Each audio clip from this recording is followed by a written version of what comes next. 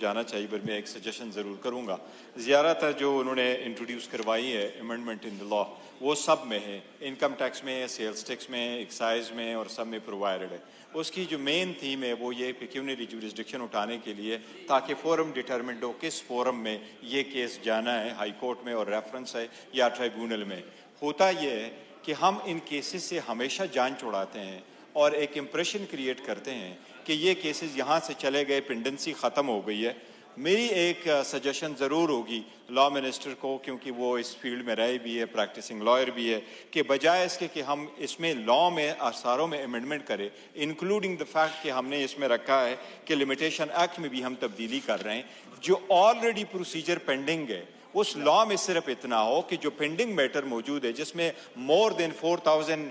Billions के cases पे stay matter है और चल रहे हैं, गवर्नमेंट का रेवेन्यू भी रिकवर हो, लेकिन लोगों को जो टैक्स पेयर है उनका रेवेन्यू हो। प्रोसीजर ये होना चाहिए कि जो पेंडिंग केसेस है वो सारे एक्सपेडिशस ले। खासकर जनाब स्पीकर साहब, अगर इस मौके पे आप इजाज़त देंगे, मैं आपको ये कर दूं, ये बड़ा सीरियस इशू है। मैं अगर आपके नोट्स गुजार करा लूँ, प्राइम मिनिस्टर इमरान खान साहब के केसेस हमारे सामने,